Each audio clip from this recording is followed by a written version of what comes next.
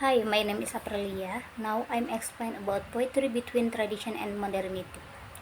Traditional poetry refers to poetry forms that have been around for a long time and typically follow a specific structure.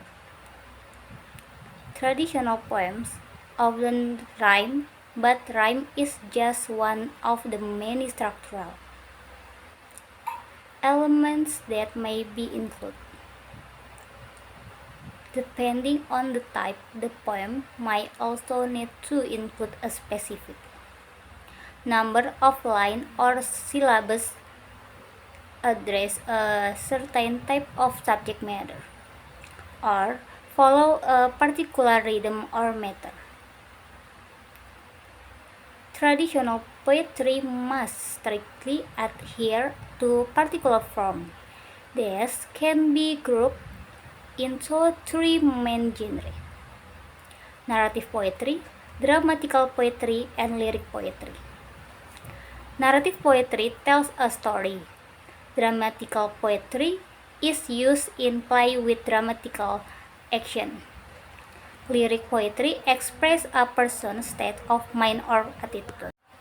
Modernity poetry in English started in the early years of the 20th century with the appearance of the images.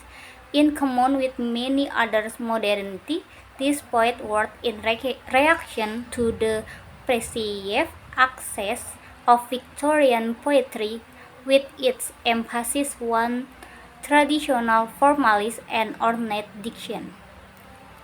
Literary modernists reject many of the established writing norms, paving the way for experience with the form. Modernity poets best example it.